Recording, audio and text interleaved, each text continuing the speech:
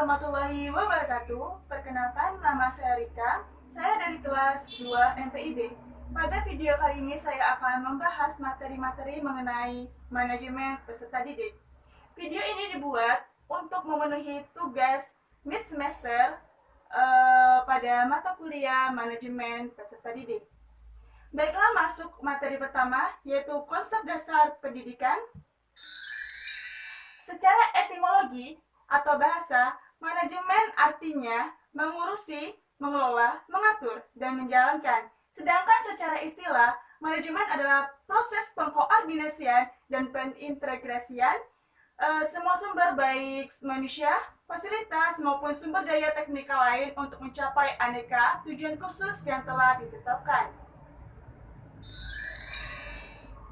Selanjutnya adalah pengertian peserta didik.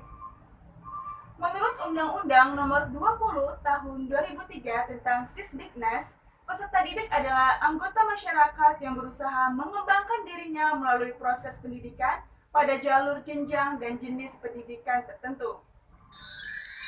Selanjutnya adalah pengertian MPD atau manajemen peserta didik. MPD merupakan layanan yang memusatkan perhatian pada pengaturan, pengawasan, dan layanan siswa di kelas dan di luar kelas, misalnya pengenalan, pendaftaran layanan individu seperti pengembangan seluruh kemampuan, minat, kebutuhan, sampai peserta didik matang di sekolah. Selain itu, manajemen peserta didik merupakan penataan dan pengaturan terhadap kegiatan yang berkaitan dengan peserta didik, mulai dari masuk sampai dengan keluarnya peserta didik tersebut di suatu sekolah. Selanjutnya adalah tujuan MPD. Tujuan MPD meliputi: pertama, mengatur semua kegiatan peserta didik; kedua, agar semua kegiatan tersebut dapat menunjang; ketiga, mengatur PBM di sekolah agar lancar, tertib, dan teratur; dan yang keempat adalah mengatur akhir tujuan peserta didik, sekolah dan pendidikan bisa tercapai. Selanjutnya adalah tujuan khusus MPD. Yang pertama, meningkatkan pengetahuan, keterampilan, dan psikomotor peserta didik. Yang kedua, menyalurkan dan mengembangkan kemampuan umum atau kecerdasan, bakat, dan minat peserta didik. Dan yang ketiga, menyalurkan aspirasi harapan dan memenuhi kebutuhan peserta didik agar tercapai kebahagiaan dan kesejahteraan hidup peserta didik di masa yang akan datang. Selanjutnya adalah fungsi manajemen peserta didik secara umum. Sebagai wahana bagi peserta didik untuk mengembangkan dirinya seoptimal mungkin, baik yang berkenaan dengan dimensi individualitasnya, sosialnya, aspirasinya, kebutuhannya, dan dimensi potensi-potensi peserta didik yang lainnya. Yang selanjutnya adalah fungsi manajemen secara khusus. Fungsi manajemen secara khusus dibagi menjadi beberapa dimensi. Yang pertama adalah dimensi individualitas. Dimensi ini merupakan suatu dimensi yang berfungsi agar potensi individualitasnya dapat berkembang dengan tanpa banyak hambatan, baik kecerdasannya, bakat, minat, dan kemampuan lainnya. Yang kedua adalah dimensi sosial. Berfungsi agar peserta didik dapat bersosialisasi dengan teman sebaya, orang tua, dan keluarga, lingkungan sosial sekolahnya, lingkungan sosial masyarakatnya. Yang ketiga adalah dimensi penyaluran aspirasi dan harapan, yaitu berfungsi agar peserta didik dapat menyalurkan hobi, kesenangan, dan minatnya. Dan yang keempat adalah dimensi pemenuhan kebutuhan dan kesejahteraan, agar peserta didik dapat meraih kesejahteraan dalam hidupnya, sehingga peserta didik juga dapat menebarkan kesejahteraan bagi orang lain. Selanjutnya adalah prinsip manajemen peserta didik. Yang pertama adalah harus mendukung tujuan manajemen sekolah secara keseluruhan. Yang kedua adalah harus mengemban misi untuk mendidik peserta didik, bukan yang lain. Dan yang ketiga adalah harus mempersatukan keanekaragaman peserta didik menjadi pribadi yang bisa saling memahami dan menghargai. Dan yang keempat, harus mengedepankan upaya pembimbingan peserta didik. Dan yang kelima adalah harus mendorong dan memacu kemandirian peserta didik.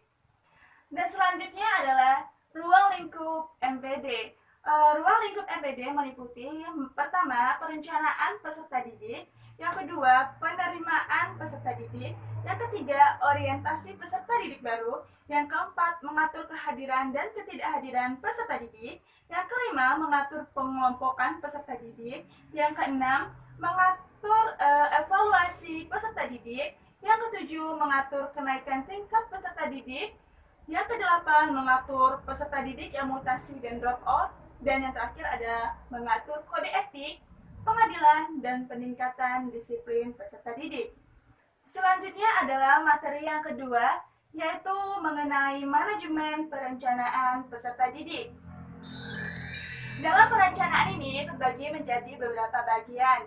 Yang pertama adalah forecasting atau perkiraan, yang kedua adalah objektif atau perumusan tujuan, yang ketiga adalah polisi atau kebijakan, yang keempat adalah programming atau pemrograman, yang kelima adalah prosedur atau langkah-langkah, yang keenam schedule atau penjadwalan, yang ketujuh adalah budgeting atau pembiayaan. Yang pertama adalah perkiraan atau forecasting. Perkiraan merupakan kegiatan menyusun suatu perkiraan kasar dengan mengantisipasi ke depan. Dalam perkiraan ada 3 dimensi waktu dalam hal ini, yaitu dimensi kelampauan, dimensi kekinian, dan dimensi keakanan. Dimensi kelampauan adalah dimensi waktu yang meliputi masa lalu, dan selanjutnya dimensi kekinian adalah dimensi yang meliputi masa kini, dan dimensi keakanan adalah suatu dimensi yang mungkin akan terjadi. Selanjutnya adalah perumusan tujuan. Perumusan tujuan adalah kegiatan menentukan segala sesuatu yang ingin dicapai. Dalam perumusan tujuan ada 3 rumusan dalam perumusan tujuan, yaitu yang pertama waktu, terbagi menjadi 3, yakni jangka panjang, jangka pendek, dan menengah. Yang selanjutnya adalah periodisasi, terbagi menjadi 2, yaitu tahunan dan semester. Dan yang ketiga adalah situasi dan kondisi, yaitu umum dan khusus. Selanjutnya adalah kebijakan. Kebijakan adalah mengidentifikasi aktivitas-aktivitas yang dapat digunakan untuk mencapai tujuan. Ada 3 kebijakan, yaitu banyak, representatif, dan cermat. Selanjutnya adalah pemrograman. Pemrograman merupakan aktivitas seleksi atas kegiatan yang sudah diidentifikasi dalam kebijakan. Dalam kebijakan ada beberapa hal yang perlu kita perhatikan. Di antaranya adalah, pertama, apakah kegiatan yang kita pilih memang paling besar kontribusinya terhadap pencapaian target. Yang kedua adalah seberapa besar tenaga, biaya, dan prasarana yang dimiliki oleh sekolah. Selanjutnya, langkah-langkah. Langkah-langkah adalah kegiatan merumuskan langkah-langkah atau prosedur. Dalam langkah-langkah ini yang harus kita urutkan adalah, yang pertama adalah aktivitas pembuatan skala prioritas, yang kedua adalah aktivitas pengurutan, dan yang ketiga adalah aktivitas menyusun langkah-langkah kegiatan. Selanjutnya adalah penjadwalan. Penjadwalan adalah menentukan pelaksana, di mana dan kapan kegiatan dilaksanakan. Penjadwalan berguna agar personalia yang bertugas mengetahui tugas dan tanggung jawabnya, serta kapan harus dilaksanakan. Selanjutnya, pembiayaan. Pembiayaan adalah segala sesuatu yang dikeluarkan dalam sebuah kegiatan perencanaan. Dalam pembiayaan ini dibagi menjadi beberapa hal, yakni sumber biaya yang dibagi menjadi primer dan sekunder. Dan selanjutnya adalah alokasi biaya, terbagi menjadi rinci dan realistis. Selanjutnya, sensus sekolah. Sensus sekolah merupakan suatu aktivitas untuk mengumpulkan informasi mengenai anak usia di sekolah pada suatu daerah tertentu. Jenis data sensus sekolah diantaranya adalah, pertama, identitas diri anak, kedua identitas orang tua, dan yang ketiga lingkungan anak. Memasuki materi ketiga, yakni penerimaan peserta didik baru. Yang pertama adalah kebijakan umum penerimaan peserta didik baru. Kebijakan ini terbagi menjadi dua. Yang pertama adalah kebijakan persyaratan. Kebijakan persyaratan ini meliputi yang pertama adalah menyelesaikan jenjang pendidikan di bawahnya. Artinya, jika seorang peserta didik ingin mendaftar di SMA, maka peserta didik itu harus melewati jenjang pendidikan di bawahnya, yakni SMP. Dan selanjutnya adalah melengkapi persyaratan administrasi lainnya. Administrasi ini meliputi pembiayaan, setelah itu surat-surat penting seperti SKHU, KK, KTP orang tua, dan lainnya. Yang ketiga adalah kebijakan operasional. Kebijakan operasional dibagi menjadi dua, yaitu membuat aturan mengenai jumlah yang dapat diterima berdasarkan kondisional sekolah. Dalam hal ini meliputi seperti daya tampung kelas baru, kriteria siswa yang diterima, anggaran yang tersedia, persyaratan dan prasarana dan sarana yang ada, dan tenaga pendidik dan kependidikan yang tersedia. Yang kedua adalah menentukan sistem pendaftaran dan seleksi atau penyaringan yang akan dilakukan. Biasanya suatu sekolah akan menggunakan sistem langsung ataupun sistem online. Dan selanjutnya, yang B adalah sistem penerimaan peserta didik baru. Sistem ini terbagi menjadi dua, yaitu sistem promosi dan sistem seleksi. Sistem promosi ini semua yang mendaftar akan diterima dan dipakai pada sekolah yang pendaftarannya kurang. Yang selanjutnya adalah sistem seleksi. Sistem seleksi ini berdasarkan nilai FK yang murni. Yang kedua berdasarkan penelusuran minat dan kemampuan. Dan yang ketiga adalah berdasarkan hasil tes masuk. Selanjutnya adalah tahapan sistem seleksi. Dalam tahapan ini terbagi menjadi dua, yaitu seleksi administrasi dan seleksi akademik. Seleksi administrasi merupakan seleksi bahan, yakni seperti SKHU, ijazah, dan lain-lainnya. Sedangkan seleksi akademik adalah seleksi seperti ujian tes ataupun tertulis. Selanjutnya adalah kriteria penerimaan peserta didik baru. Kriteria ini meliputi beberapa hal. Yang pertama adalah kriteria acuan atau patokan. Kriteria ini didasarkan pada patokan-patokan yang telah ditentukan sebelumnya. Dan selanjutnya adalah kriteria acuan norma, yaitu didasarkan atas keseluruhan prestasi calon peserta didik yang mengikuti seleksi, keseluruhan prestasi di jumlah, kemudian dicari rata-ratanya. Dan selanjutnya adalah kriteria daya tampung sekolah. Kriteria ini didasarkan di mana sekolah terlebih dahulu menentukan berapa jumlah daya tampungnya atau berapa calon peserta didik baru yang diterima. Caranya buat ranking dari atas ke bawah sampai daya tampung tersebut terpenuhi. Selanjutnya adalah prosedur penerimaan peserta didik baru. Prosedur ini meliputi yang pertama adalah pembentukan panitia, yang kedua rapat penentuan peserta didik baru, yang ketiga pembuatan pengumuman peserta didik baru, dan yang keempat pemasangan atau pengiriman pengumuman peserta didik baru.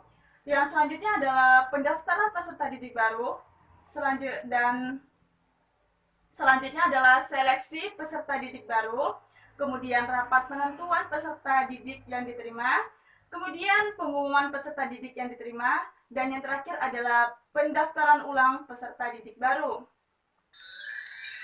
Selanjutnya adalah problema yang dihadapi pada saat penerimaan peserta didik baru.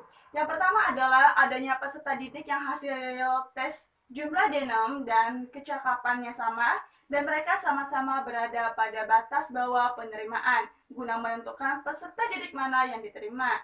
Yang kedua adalah adanya calon peserta didik yang dari segi kemampuan masih kalah dibandingkan dengan yang lainnya. Sementara yang bersangkutan mendapatkan nota dari pejabat tertentu dan mempunyai kekuasaan tinggi di daerah di mana sekolah tersebut berada. Dan yang terakhir adalah terbatasnya daya tampung dan prasarana dan sarana sekolah. Sementara di daerah tersebut sangat banyak calon peserta didik yang mempunyai kecakapan yang tinggi. Dan selanjutnya memasuki materi 4, yaitu MOSB atau masa orientasi siswa baru. Latar belakang pentingnya diselenggarakan MOSB. Orientasi siswa baru penting dilaksanakan karena merupakan kegiatan yang sangat strategis dalam pembinaan kesiswaan yang bertujuan mengantarkan siswa untuk beradaptasi di sekolah. Kegiatan ini diharapkan dapat membantu siswa dalam menyesuaikan diri dengan lingkungan secara cepat. Ini adalah pengertian MOSB. MOSB merupakan sebuah kegiatan yang umum dilaksanakan di sekolah setiap awal tahun ajaran guna menyambut kedatangan para peserta didik baru. Dalam MOSB ini, peserta didik akan diperkenalkan oleh lingkungan fisik sekolah dan sosial sekolah. Selanjutnya adalah permasalahan yang dihadapi saat MOSB. Permasalahan yang cenderung dihadapi pada saat MOSB adalah permasalahan kekerasan yang dilakukan oleh senior sehingga membuat dampak buruk bagi peserta didik baru tersebut yang meliputi seperti ketakutan dan takut untuk. Selanjutnya adalah tujuan dilaksanakan MOSB. Yang pertama adalah untuk mengenali potensi diri siswa baru. Yang kedua, membantu peserta didik baru beradaptasi dengan lingkungan sekolah atau sekitarnya. Yang ketiga, menumbuhkan motivasi, semangat, dan cara belajar efektif sebagai siswa baru. Yang keempat, mengembangkan interaksi positif. Dan yang kelima adalah menumbuhkan perilaku positif seperti kejujuran, kemandirian, dan sikap saling menghargai. Dan memasuki materi yang kelima, yaitu manajemen penempatan peserta didik. Yang pertama adalah urgensi pengelompokan peserta didik. Pengelompokan peserta didik ini sangat penting dilakukan. Pengelompokan ini dimaksudkan bukan untuk membeda-bedakan peserta didik berdasarkan keahlian atau kepandaian, melainkan untuk membantu dalam proses belajar mengajar demi keberhasilan peserta didik. Yang selanjutnya adalah jenis-jenis pengelompokan peserta didik. Yang pertama adalah pengelompokan berdasarkan minat, kedua kebutuhan khusus, yang ketiga pengelompokan beregu, keempat pengelompokan tutorial, kelima pengelompokan penelitian, keenam pengelompokan kelas utuh, ketujuh pengelompokan kombinasi, dan kedelapan pengelompokan berdasarkan kemampuan. Selanjutnya adalah tujuan dan manfaat pengelompokan peserta didik. Tujuan pengelompokan peserta didik adalah untuk menjalankan dan melaksanakan kegiatan-kegiatan di sekolah agar berjalan dengan lancar dan tertib, sehingga tercapai tujuan-tujuan pendidikan yang telah direncanakan. Dan manfaat pengelompokan peserta didik adalah untuk mempermudah mengetahui potensi dari peserta didik. Selanjutnya adalah penjuruan peserta didik. Penjurusan peserta didik terbagi menjadi dua, yaitu pertama program A dan program B. Program A terdiri dari program A1, A2, A3, dan A4. A1 yaitu mempelajari tentang ilmu fisik. Yang kedua, A2 mengarahkan peserta didik menguasai ilmu biologi. A3 mengarahkan peserta didik menguasai ilmu sosial. Dan A4 mempersiapkan peserta didik menguasai ilmu budaya termasuk agama. Selanjutnya adalah program B. Program B merupakan program yang mempersiapkan peserta didik ke lapangan kerja dan politeknik serta program diploma.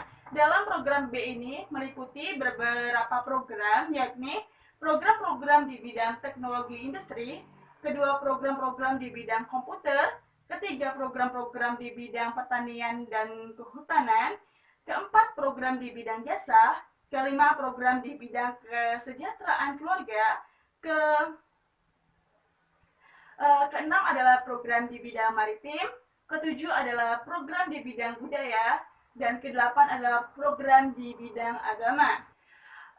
Sekian teman-teman, mungkin hanya ini yang dapat saya sampaikan mengenai materi manajemen peserta didik. Semoga video ini dapat bermanfaat bagi teman-teman semua. Saya akhiri. Wassalamualaikum warahmatullahi wabarakatuh.